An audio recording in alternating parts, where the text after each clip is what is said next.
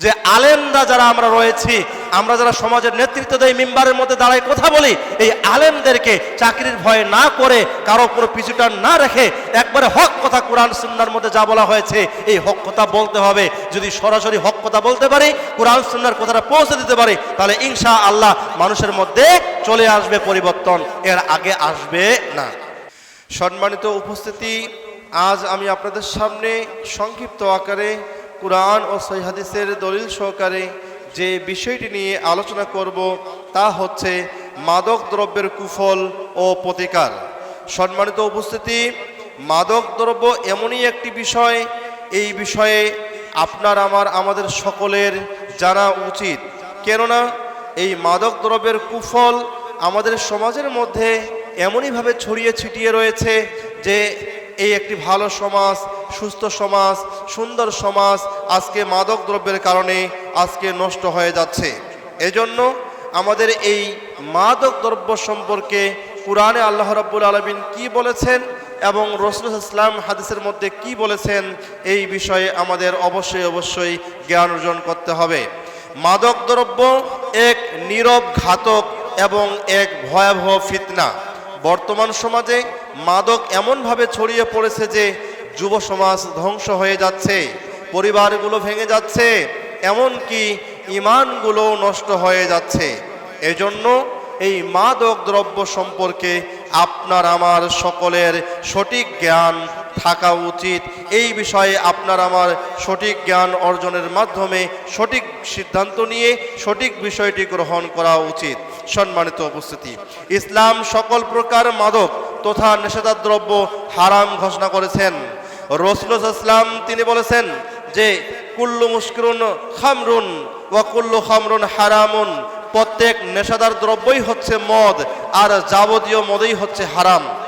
অথচ এই মাদকের ভয়াবহ থাবায় আজ বিশ্বব্যাপী সারা বিশ্বের মধ্যে আজকে মাদকের সয়লাভের কারণে আজকে যুব সমাজ ধ্বংস হয়ে গেছে, আজকে মানুষ ধ্বংস হয়ে গেছে, আজকে পরিবার ধ্বংস হয়ে গেছে, অনেক পরিবার ভেঙে পড়েছে, অনেক পরিবার নষ্ট হয়ে গেছে এবং বিঘ্নটা ঘটাচ্ছে সামাজিক সমস্ত প্রকার কার্যক্রমগুলোর মধ্যে। এবং রাষ্ট্রীয় নিরাপত্তাও এই বিষয়ে জোরদার করার জন্য প্রশাসন বা রাষ্ট্র থেকেও কোনো প্রকার খুব মজবুতভাবে এর পদক্ষেপও গ্রহণ নেই, যার কারণে দেখা যাচ্ছে আজকে আমাদের রাষ্ট্রের মধ্যে, আজকে আমাদের গ্রামের মধ্যে, মহল্লার মধ্যে, সমাজের মধ্যে এই মাদক দ্রব্যর এই সয়লাভ সব জায়গায় ছড়িয়ে গিয়েছে। আর এই মাদক দ্রব্যের সয়লাভ ঘটার কারণেই আজকে গ্রামে গঞ্জে দেখা যাচ্ছে তাদের দ্বারা, মাদক সেবীদের দ্বারা বা যুবকদের দ্বারা আজকে ডাকাতি হচ্ছে, ছিনতাই হচ্ছে, চাঁদাবাজি হচ্ছে, সন্ত্রাস হচ্ছে। এগুলো সব কিছুই মূলত বেড়ে গিয়েছে শুধুমাত্র মাদক সেবন করার কারণে, আপনার নেশাদার দ্রব্য গ্রহণ করার কারণে। কেননা আমরা জানি নেশাদার দ্রব্য পান করার মাধ্যমে, গ্রহণ করার মাধ্যমে, সেবন করার মাধ্যমে মস্তিষ্ক বিকল হয়ে যায়, ভালো মন্দ পার্থক্য করার কোনো প্রকার ক্ষমতা থাকে না, কোনো জ্ঞান থাকে না, যার কারণে এই পাগল মাথা দিয়ে, এই অচেতন মাথা দিয়ে, এই অচেতন মগজ দিয়ে, মেধা দিয়ে যা ইচ্ছা তাই করা সম্ভব, যা ইচ্ছা তাই করাও হয়, যা ইচ্ছা তাই করে যুব সমাজ এবং অন্যান্য ব্যক্তিবর্গরা। এই জন্য এই বিষয়ে রাসূল ইসলাম স্পষ্টভাবে তিনি হাদিসের মধ্যে তিনি বলে দিয়েছেন যে মদ পান করো না, তোমরা মদ পান করো না, কেননা তা সকল কৃতকর্মের হচ্ছে চাবিকাঠি। আমাদের প্রত্যেকটা যে কৃতকর্ম রয়েছে, আমাদের অপকর্ম রয়েছে, এই অপকর্মের চাবিকাঠি হচ্ছে মদ।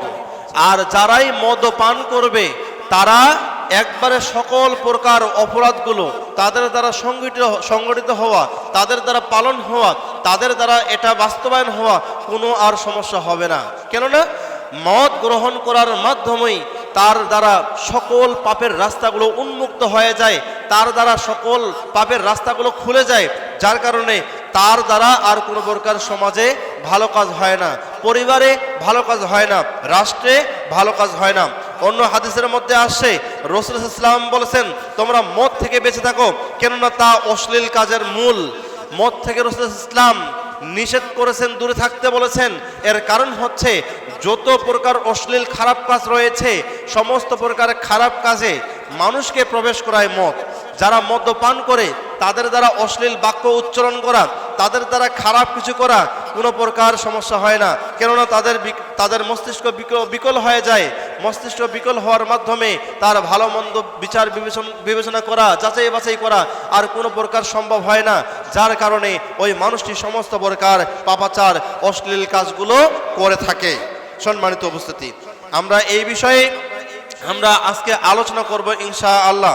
আলোচনার শুরুতেই আপনাদের সামনে তুলে ধরব মদ এর আবিধানিক অর্থ কি। মূলত মদ এটা কি, এই বিষয়টি আমরা আগে জানবো।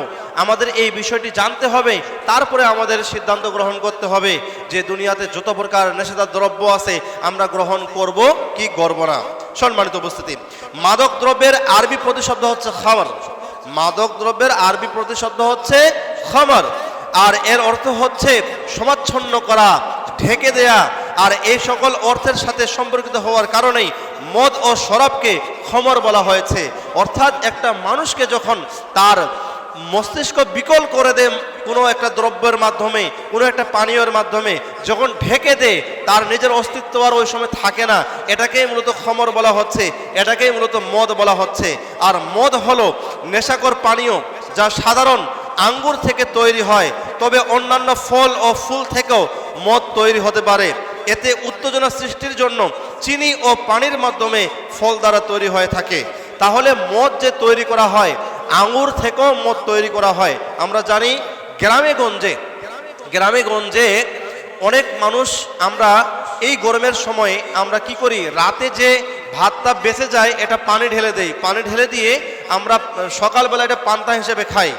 যারা নেশাদার দ্রব্য বিক্রি করে বা যারা আপনার সবসময় নেশা বিক্রি করে, বিশেষ করে বাড়িতে খেজুর গাছের রস, তাল গাছের রস পচায়, যারা নেশাদার এই দ্রব্যগুলো বিক্রি করে, এরা কি করে অনেক সময় যে এই যে ভাতগুলো রয়েছে, এই ভাতগুলো যে পান্তা করা হলো, এই পান্তাটাকে 2 দিন 3 দিন রাখার পরেও এটাকে একবারে মদে রূপান্তরিত করা হয়। সম্মানিত উপস্থিতি, মাথায় রাখবেন, একটা পান্তা যখন আপনার রাত্রে পানি ঢেলে, ভাতের মধ্যে পানি ঢেলে রাখা হয়, সকালবেলা যখন এটা খাওয়া হয়, এই পান্তা খাওয়ার পরে আমাদের কিন্তু একটু ঘুম আসে।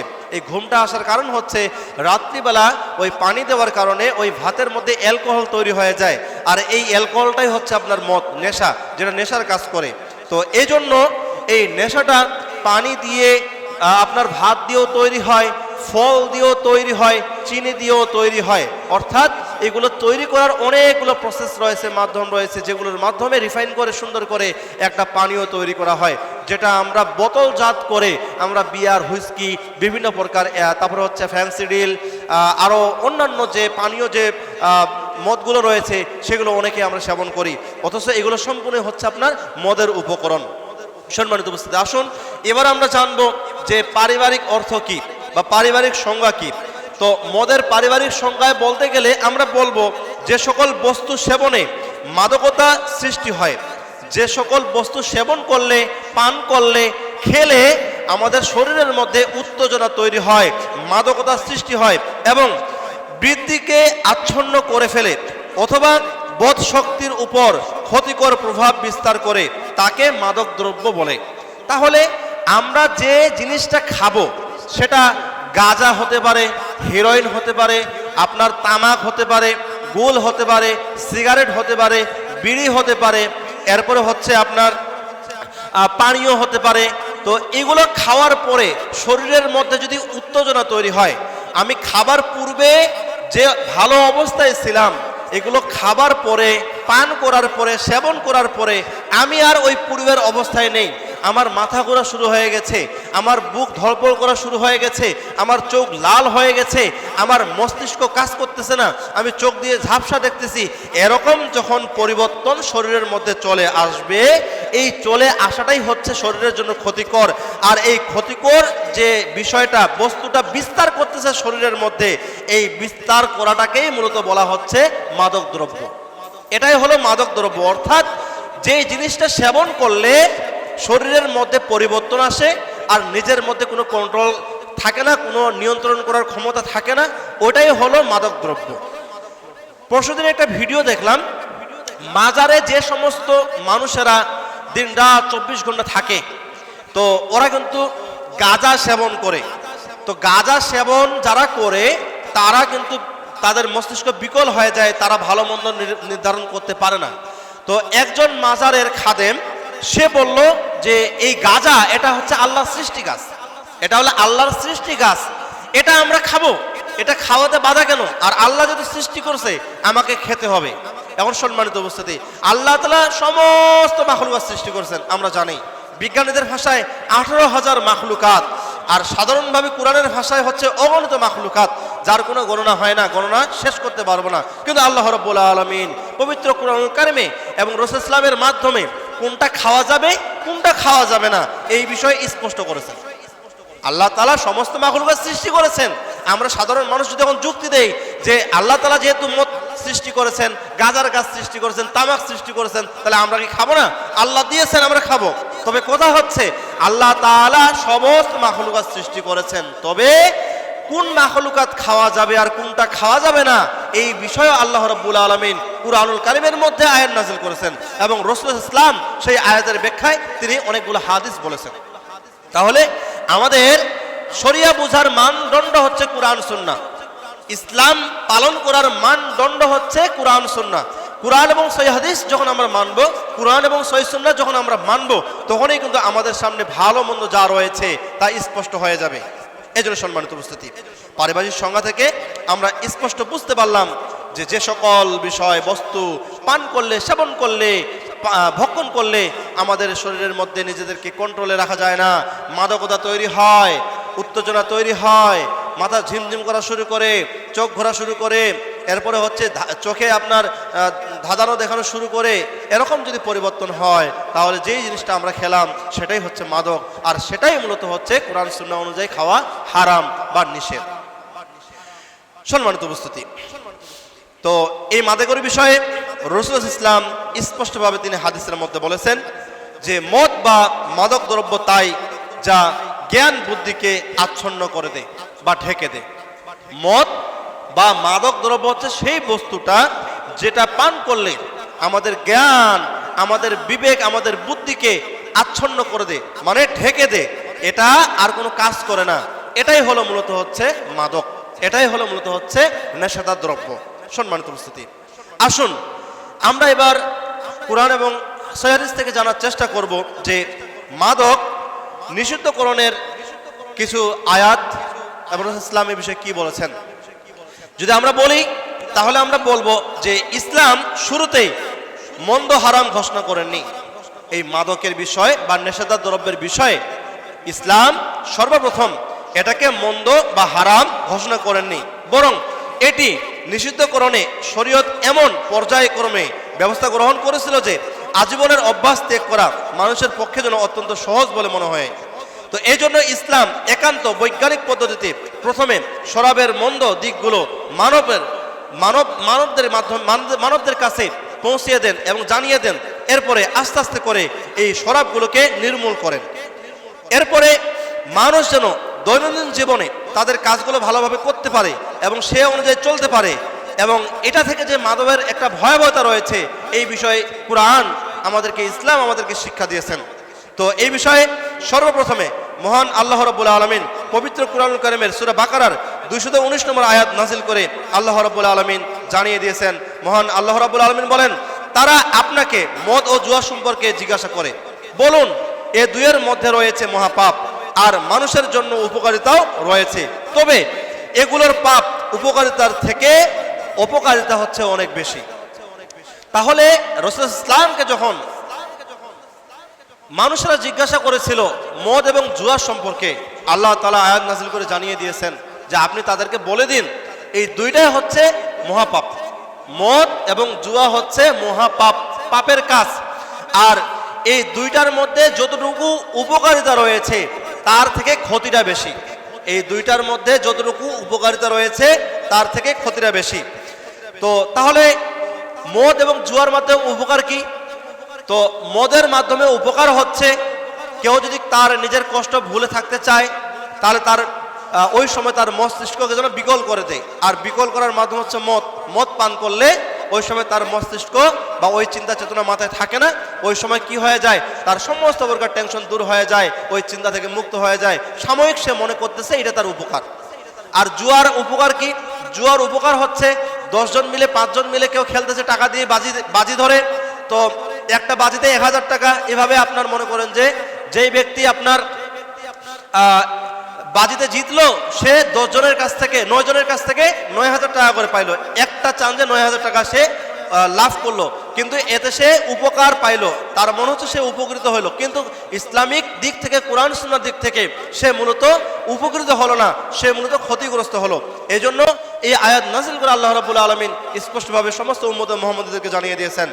এরপরে সালাতের সময় মদ পান করা হারাম বলে মহান আল্লাহ রাব্বুল আলামিন স্পষ্টভাবে ঘোষণা দিয়ে উম্মতে মুহাম্মাদীদেরকে জানিয়ে দিয়েছেন।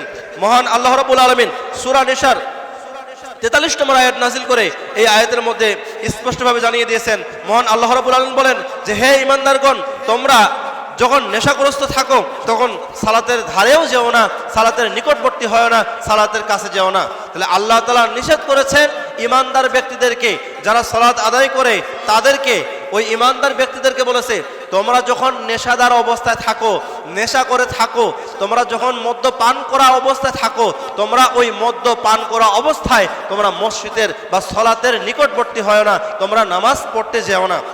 তো এরপরে তিনি আবার বললেন যে, যতক্ষণ না বুঝতে সক্ষম হও যা কিছু তোমরা বলছো, অর্থাৎ ওই নেশা করা অবস্থায় যখন মাথা বিকলঙ্গ হয়ে যায়, মস্তিষ্ক বিকল হয়ে যায়, ওই সময় কিন্তু কি হয়, আমরা ভালো মন্দ নির্ধারণ করতে পারি না, আমরা সূরা পাঠ করতে পারবো না, দোয়া পড়তে পারবো না, উজু করলে উজু আমাদের শুদ্ধ হবে না। তো আল্লাহ তাআলা পরের আয়াতে বলে দিলেন, যতক্ষণ তোমাদের মাথা মস্তিষ্ক জ্ঞান যদি তোমরা ফিরে না পাও বা সচল না হয়, ততক্ষণ পর্যন্ত তোমরা মসজিদের ধারে যেও না। তাহলে নেশা করে কোনো ব্যক্তি মসজিদে সালাত আদায় করতে পারবে না, বাসাও সালাত আদায় করতে পারবে না, যেখানে আজান হবে সেই জায়গায়ও দাঁড়ায় সে সালাত আদায় করতে পারবে না। কেননা নেশাগ্রস্ত অবস্থায় সালাত আদায় করা থেকে আল্লাহ রাব্বুল আলামিন সরাসরি বিরত থাকতে বলেছেন। আর এই আয়াতের নাজিলের প্রেক্ষাপট হচ্ছে যে, একজন ব্যক্তি মদ্যপান করা অবস্থায় সালাত আদায় করার সময় সে পড়ে যে, কুল ইয়া আইয়ুহাল কাফিরুন আ'বুদু মা তা'বুদুন। এই সূরা যখন পড়ে, এই সূরা পড়ার সময় তার সূরার আয়াতের মধ্যে পরিবর্তন হয়ে যায়। মানে এর অর্থ হচ্ছে যে, হে কাফেররা, তোমরা যার ইবাদত করো আমি তার ইবাদত করি, বলুন নাউজুবিল্লাহ। অর্থাৎ নেশাদার অবস্থায় সে যখন এই আয়াতটা তেলাওয়াত করে, ওই সময় আয়াতের মধ্যে পরিবর্তন চলে আসে, যার অর্থ হচ্ছে যে, হে কাফেররা, তোমরা যার ইবাদত করো আমিও তার ইবাদত করি। অথচ এখানে কিন্তু গোটা সূরাটা যদি সে নেশা না করে যদি সে পাঠ করত, তাহলে কোনো ভুল হতো না, আজকে শুধু নেশা করার মাধ্যমেই তার এই আয়াতের মধ্যে পরিবর্তন চলে আসে। আর এই পরিবর্তন চলে আসার মাধ্যমেই আল্লাহ রাব্বুল আলামিন আয়াত নাযিল করে রাসূল ইসলামকে জানিয়ে দিয়েছেন।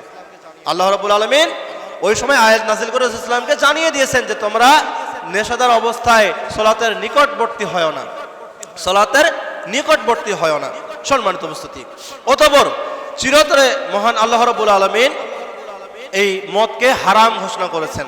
তাহলে প্রথম পর্যায়ে আল্লাহ রাব্বুল আলামিন বলেছেন, তোমরা এটাতে উপকৃত হবে, কিন্তু উপকারের চেয়ে অপকারে বেশি। এরপরে বললেন, দ্বিতীয় নম্বরে বললেন যে, লা তাকরাবুস সালাত, মানে তোমরা সালাতের নিকটবর্তী হয় না, নেশাগ্রস্ত অবস্থায়, নেশা করা অবস্থায় নিকটবর্তী হয় না। আর তৃতীয় অবস্থায় আল্লাহ রাব্বুল আলামিন এবার আর নরম সুরে কথা বলেননি, মানে কোনো সুযোগ দেননি, চিরতরে নেশাদার দ্রব্যকে হারাম ঘোষণা করেছেন। তাহলে প্রথমে একটু সুযোগ দিয়েছেন, বলে দিয়েছেন এতে উপকার রয়েছে, তবে অপকার বা ক্ষতিটা বেশি। এরপরে বললেন যে, তোমরা নেশাগ্রস্ত অবস্থায় মসজিদে যেও না, সালাত আদায় করতে যেও না। আর তৃতীয় নম্বরে তিনি স্পষ্টভাবে, চূড়ান্তভাবে মদকে হারাম করে দিলেন। সূরা মায়েদার 90 এবং 91 নম্বর আয়াত নাযিল করে আল্লাহ তাআলা চূড়ান্তভাবে মদ হারাম ঘোষণা করেছেন। মহান আল্লাহ রাব্বুল আলামিন এই আয়াতের মধ্যে বলেন যে, হে মুমিনগণ, মদ, জুয়া, প্রতিমা এবং ভাগ্য নির্ধারক ষড়সমূহ শয়তানের কার্য ছাড়া আর কিছুই না। তাহলে মদ, জুয়া, প্রতিমা, তারপরে হচ্ছে ভাগ্য নির্ধারক যে বিষয়গুলো রয়েছে, বস্তুগুলো রয়েছে, এগুলো শয়তানের কার্যক্রম ছাড়া আর কোনো কিছুই না। অতএব এগুলো থেকে বেঁচে থাকো, যাতে তোমরা কল্যাণ প্রাপ্ত হও, যাতে তোমরা সফল কাম হও, যাতে তোমরা ভালো হও। শয়তান তো চায় মদ ও জুয়ার মাধ্যমে তোমাদের পরস্পরের মাঝে শত্রুতা ও বিদ্বেষ সঞ্চালিত করে দিতে এবং আল্লাহর তাআলার স্মরণ থেকে সালাত থেকে তোমাদেরকে বিরত রাখতে। অতএব তোমরা এখন কি তা গ্রহণ করবে?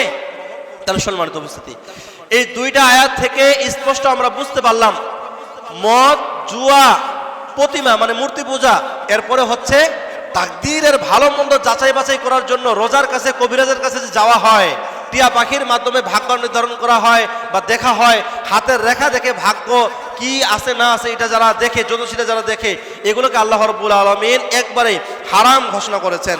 আর এগুলো বলেছেন যে এগুলো শয়তানের কাজ, এগুলো মুমিনের কাজ না, এটা ফেরেশতাদের কাজ না, এটা হচ্ছে শয়তানের কাজ। এই মদ, জুয়া, প্রতিমা পূজা, এরপরে হচ্ছে ভাগ্য নির্ধারক যে বিষয়বস্তুগুলো রয়েছে, এগুলো সম্পূর্ণ হচ্ছে শয়তানের কাজ, এটা মানুষের কাজ নয়, ফেরেশতার কাজ নয়। অতএব তোমরা এগুলো থেকে বেঁচে থাকো, এগুলোর কাছে যেও না, এগুলোর ধারে যেও না, তোমরা মদ্যপান করো না, তোমরা জুয়া খেলো না, তোমরা মূর্তি পূজা করো না, তোমরা ভাগ্য নির্ধারক মানে রোজার কাছে, কবিরাজের কাছে, মাজারের কাছে তোমরা যেও না, ওইখানে তোমাদের ভাগ্য পরিবর্তনের জন্য কোনো প্রকার কোনো কাজ করো না। যদি তোমরা করো তাহলে কি হবে? তোমাদের মধ্যে শত্রুতা, বিদ্বেষ তৈরি হবে। মনে করেন গ্রামের মধ্যে কোনো একজন মানুষের অনেকগুলো টাকা চুরি হয়ে গেছে, তো যৌথ পরিবারের মধ্যে থাকে, এখন ছোট ভাইয়ের টাকা চুরি হয়েছে, ছোট ভাই এখন সন্দেহ করতেছে বড় ভাইয়ের ছেলে হয়তোবা এই টাকাটা নিয়ে নিয়েছে। এখন এটা যাচাই বাছাই করার জন্য কি করলো? সে চলে গেল কোনো এক কবিরাজের কাছে। কবিরাজের কাছে গিয়ে কবিরাজকে বললো যে আমার এইভাবে টাকাটা হারিয়ে গেছে। এখন কবিরাজ বলতেছে এই টাকা তোমার বাসায় রয়েছে, এই টাকাটা বাইরে যায়নি, এখনো বাসার মধ্যে আছে, দেখো একটা ছোট বাচ্চা আছে, এই বাচ্চাটাকে ধরো, পেয়ে যাবে। এখন তো এ বলতেছে যে ঠিক আছে, তো আমার বাড়িতে তো আমার এখন ওই ভাইয়ের তো ছোট বাচ্চা আছে, আর এছাড়া তো আর কেউ নেই, আর এ যদি মানে না জানে তাহলে কিভাবে বলতেছে? তখন কি সুন্দর করে ওই কবিরাজের কথা শুনে, মাহানের কথা শুনে, রোজার কথা শুনে বাড়িতে এসে ওই বাচ্চাটাকে ধরে মারধর, এই হ্যানত্যান হাবিজাবি নানান বিষয়।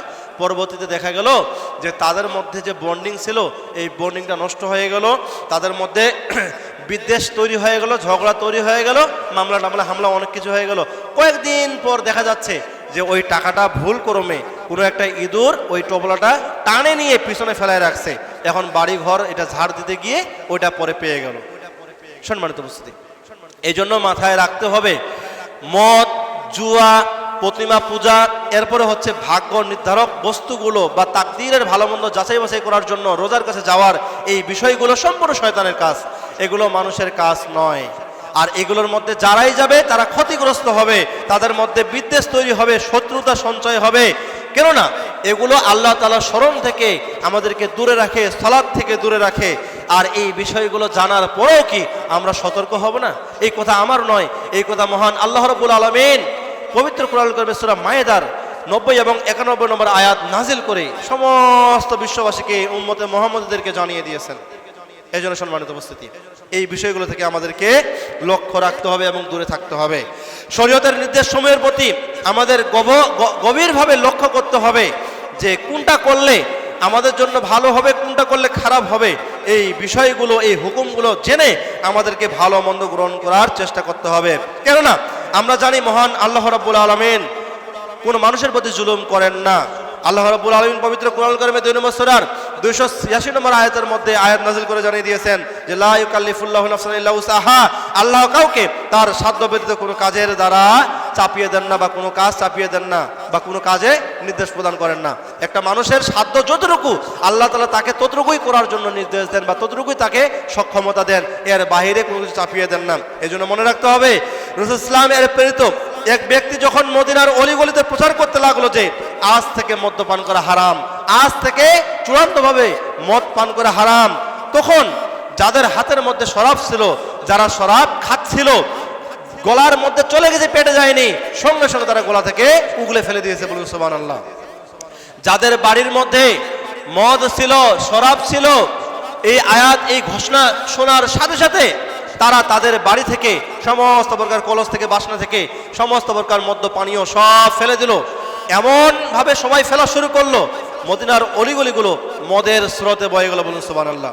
অর্থাৎ চূড়ান্তভাবে যখনই মদ হারাম করা হয়েছে, এটা যখন জানতে পারলো, সাহাবা একরামগণ যখন বুঝতে পারলো যে আজ থেকে আর মদ পান করা যাবে না, অতএব আমার সংরক্ষণে যত মদ রয়েছে এটা আমার বাসায় আর রাখতে পারবো না, কেননা এটা স্বয়ং আল্লাহ তাআলার নির্দেশ যা রাসূল ইসলাম আমাদেরকে জানিয়ে দিয়েছেন একজন ব্যক্তির মাধ্যমে, অতএব আজ থেকে আমরা মদ পান করতে পারবো না। তাহলে সম্মানিত উপস্থিতি, এই বিষয়ে লক্ষ্য রাখুন, এই বিষয়ে একটা বিষয় চিন্তা করুন যে মদিনার সাহাবীদের মানার যোগ্যতা আর আমাদের মুসলিমদের, বর্তমান সময়ের মুসলিমদের মানার যোগ্যতা কতটুকু। মদিনার সাহাবীদের মানার যোগ্যতা ছিল 100-তে 100, তারা যা শুনতো সঙ্গে সঙ্গে তা পালন করার চেষ্টা করতো এবং পালন করত। আর আমরা মুসলিম যারা রয়েছি, আমরা যা শুনি তা আমরা সহজে পালন করতে চাই না, এবং পালন করতে গেলে আমাদের বিভিন্ন প্রকার অজুহাত চলে আসে, বিভিন্ন প্রকার সমস্যা আমরা দেখাই। এজন্য মনে রাখতে হবে আমাদের সকলের যোগ্যতা মদিনার সাহাবীদের মতো অর্জন করার চেষ্টা করতে হবে, তাহলে আমরা উপকৃত হবে ইনশাআল্লাহ। সম্মানিত উপস্থিতি, এবার আসুন আমরা জানার চেষ্টা করি মদ্যপান করলে উপকারিতা কি, ক্ষতিটা কি। সর্বপ্রথম বলবো যে সমস্ত ব্যক্তিরা নেশাদার দ্রব্য পান করে, যারা মদ্য পান করে, সেবন করে, এই সমস্ত ব্যক্তিরা জান্নাতে প্রবেশ করবে না। রাসূল সাল্লাল্লাহু আলাইহি ওয়াসাল্লাম তিনি বলেছেন, লা ইয়াদখুলুল জান্নাতা মাদউম মিন খামর, অর্থাৎ সর্বদা মদ পানকারী ব্যক্তি জান্নাতে প্রবেশ করবে না। যে ব্যক্তিরা সর্বদা মদ পান করে, সর্বদা মানে কি প্রতিদিন, প্রত্যহ প্রতিদিন তার মদ ছাড়া কোনো প্রকার আর তার দিন চলবে না, এরকম ব্যক্তি যদি থাকে, সে যদি মদ্য পান করা অবস্থায় যদি মৃত্যুবরণ করে বা কোনো প্রকার বাজে পরিবেশের মধ্যে পড়ে, সে 1 ঢক 2 ঢক মদ পান করলো, এরপরে সে বাসায় ফিরে আসলো, আবার 2-1 দিন মদ্য পান করলো, এরপরে সে বুঝতে পারলো যে না, আমার তো চরিত্রের মধ্যে পরিবর্তন আসতেছে, আমি তো নেশাখোর হয়ে যাচ্ছি, আমি তো নেশার মধ্যে ডুবে যাচ্ছি, না আসলে আমার এটা ঠিক হচ্ছে না।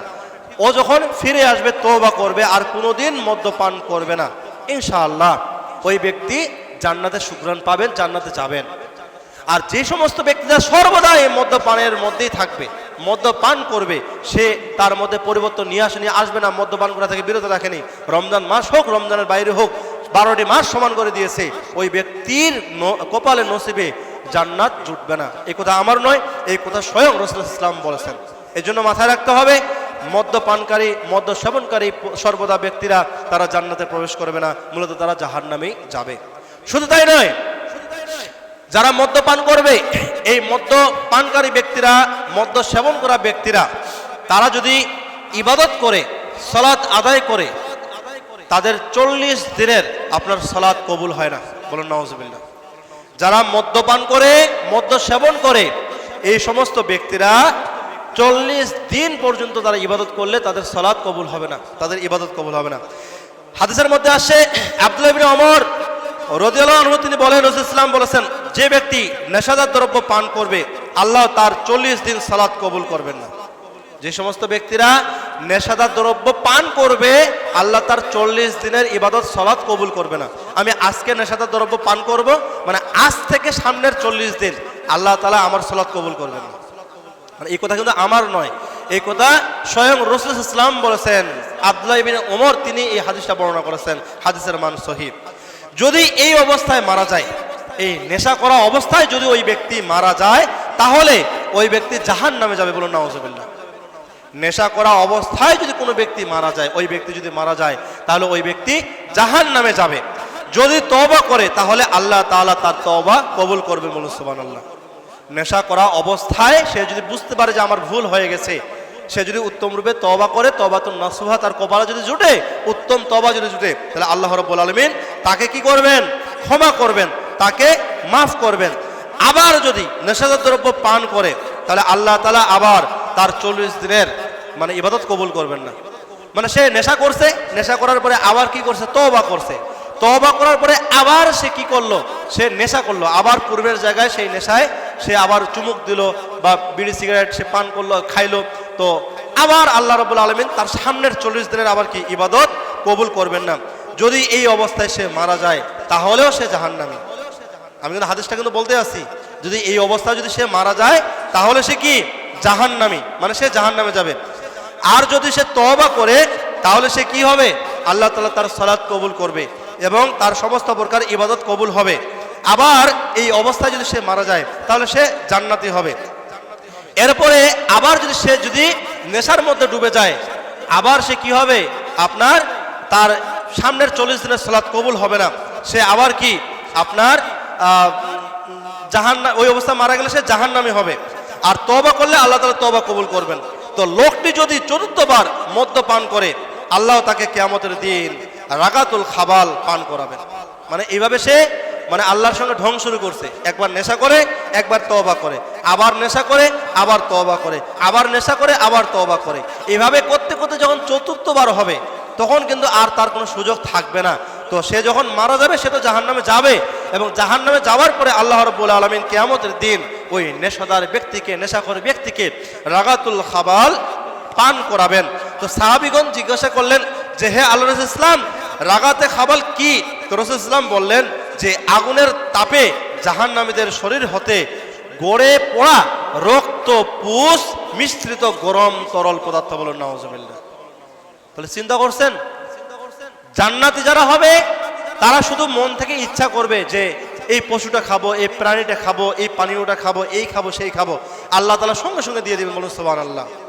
আর যারা জাহান্নামী হবে এবং নেশা অবস্থায় যারা নেশা করতে করতে যারা মারা যাবে, এই সমস্ত নেশাখোরদের আল্লাহ রাব্বুল আলামিন জাহান্নামী তাদেরকে রাগাতুল খাবাল অর্থাৎ জাহান্নামীদের শরীর থেকে বের হওয়া এই রক্ত পুষ মিশ্রিত এই তরল গরম পদার্থগুলো তাদেরকে খেতে দিবেন। বলুন নাউজুবিল্লাহ। চিন্তা করা যায়, শরীরের মধ্যে একটু ঘা হলে, এই ঘা থেকে একটু পুষ হলে তাতে আমাদের অবস্থা খারাপ হয়ে যায়, আমরা নাক ছিটকাই। আর এই নেশা করার কারণে জাহান্নামে গেলে আজকে সমস্ত জাহান্নামীদের রক্ত পুষ মিশ্রিত এই খাবারগুলো আমাদেরকে দেওয়া হবে, তরলগুলো আমাদেরকে দেওয়া হবে। নাউজুবিল্লাহ, আল্লাহ তাআলা হেফাজত করুন। এগুলো হচ্ছে পরকালের শাস্তি।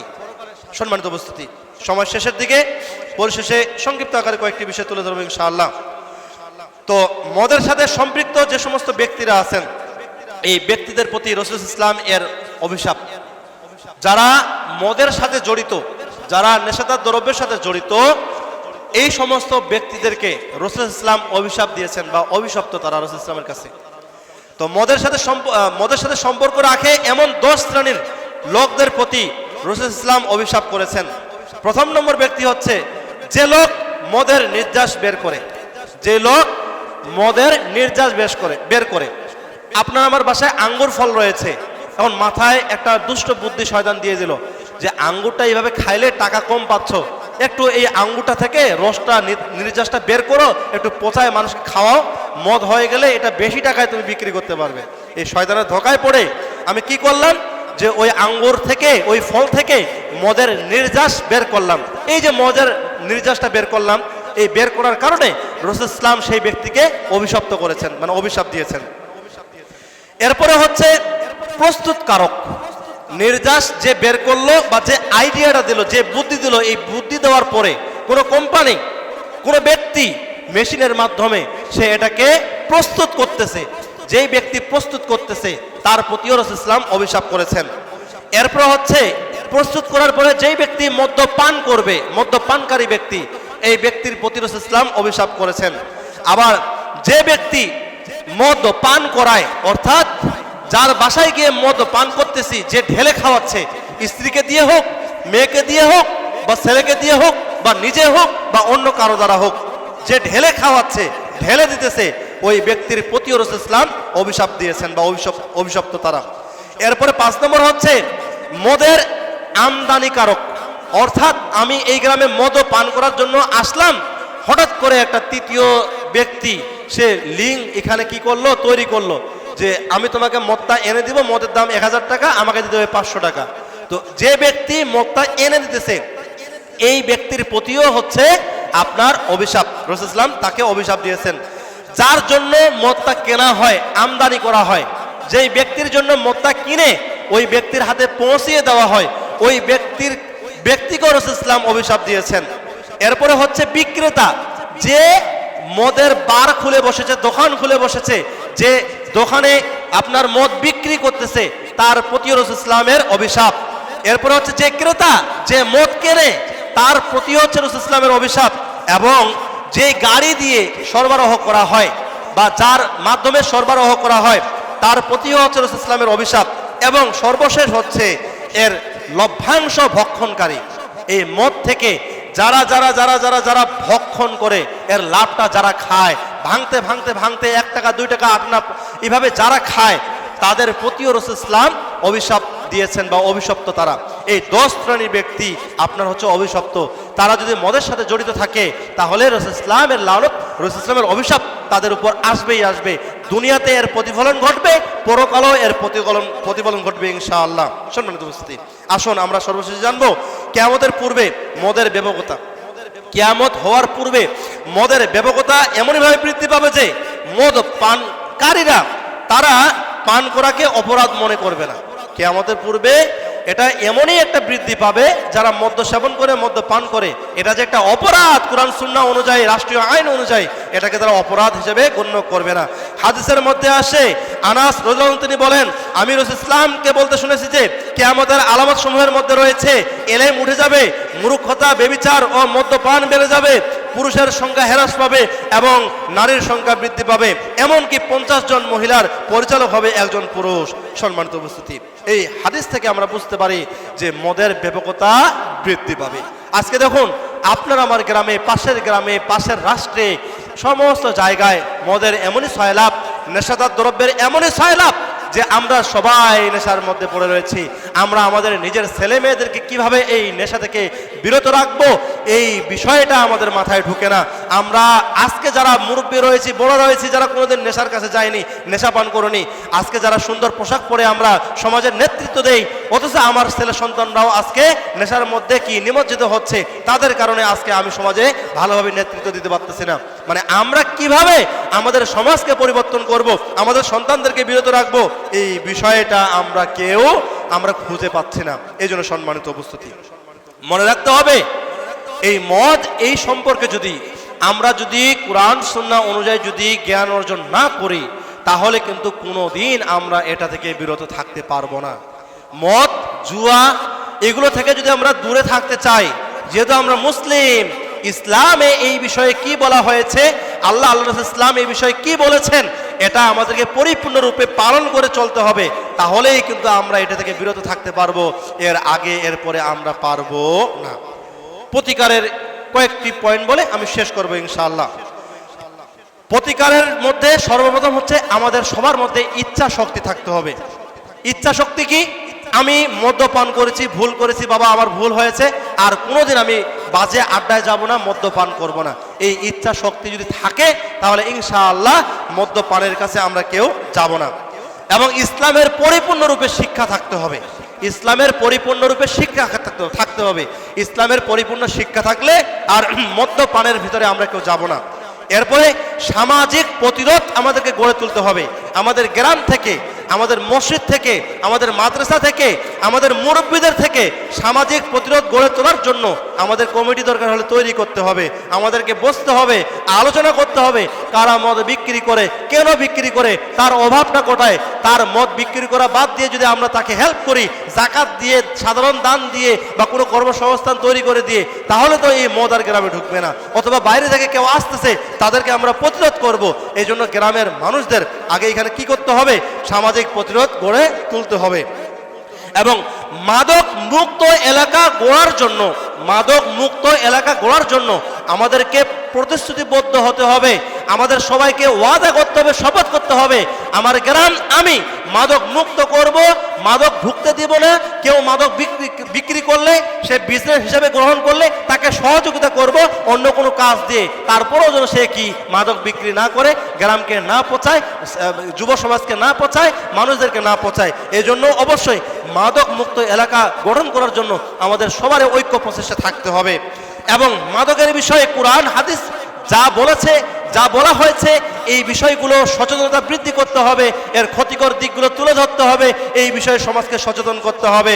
এবং চিকিৎসকরা এই বিষয়ে কি বলেছেন, চিকিৎসা বিদ্যায় মাদক সেবনের পরে যে ক্ষতির দিকগুলো রয়েছে, এই দিকগুলো সুন্দর করে আমাদেরকে সমাজের মধ্যে প্রচার করতে হবে। দরকার হলে আমাদেরকে প্রতি সপ্তাহে একটা করে মিটিং দিতে হবে, নারী পুরুষ সবাইকে আলাদা আলাদা করে তাদেরকে বোঝাতে হবে মদের কুফল সম্পর্কে, নেশাদার দ্রব্য পান করার মাধ্যমে ক্ষতিটা কি হয়, এই ক্ষতি সম্পর্কে আমাদেরকে কি করতে হবে? সচেতন করতে হবে। এবং সর্বশেষে আমাদের কি করতে হবে? যে আলেমরা যারা আমরা রয়েছি, আমরা যারা সমাজের নেতৃত্ব দেই, মিম্বারের মধ্যে দাঁড়ায় কথা বলি, এই আলেমদেরকে চাকরির ভয়ে না করে, কারো কোনো পিছুটান না রেখে একবারে হক কথা কোরআন সুন্নাহর মধ্যে যা বলা হয়েছে এই হক কথা বলতে হবে। যদি সরাসরি হক কথা বলতে পারি, কোরআন সুন্নাহর কথাটা পৌঁছে দিতে পারি, তাহলে ইনশাআল্লাহ মানুষের মধ্যে চলে আসবে পরিবর্তন, এর আগে আসবে না। তাই সম্মানিত উপস্থিতি, আসুন আমরা সবাই মাদক দ্রব্য এর কুফল এবং প্রতিকার সম্পর্কে যে খুতবা, যে জুমার আলোচনা আমরা শুনলাম, যতটুকু শুনলাম, আল্লাহ রাব্বুল আলামিন আমাদেরকে সকলকেই সেভাবে পালন করে চলার তৌফিক দান করুন। সকলে বলুন আল্লাহুম্মা আমিন। পরিশেষে আপনাদেরকে দাওয়াত দিতে চাই, আলহামদুলিল্লাহ আজকে মাগরিব সালাতের পরে এই বিষয়গুলো নিয়ে আপনাদের এলাকার লোকজন নিয়ে আলোচনার একটা দিন নির্ধারণ করা হয়েছে, একটা তারিখ নির্ধারণ করা হয়েছে, যেটা আমাকে সকালে ফোন করে জানানো হয়েছে। ইনশাআল্লাহ আমিও থাকবো। কিভাবে আমরা আমাদের এলাকাটাকে মাদক মুক্ত করতে পারি, আমাদের পরিবারগুলোকে মাদক মুক্ত করতে পারি, কিভাবে যুব সমাজকে আমরা অ্যাক্টিভ করতে পারি, এই বিষয়গুলো নিয়ে আলোচনা হবে। এই জন্য উদাত্ত আহ্বান থাকবে, আপনারা সবাই সময় দেওয়ার চেষ্টা করবেন ইনশাআল্লাহ।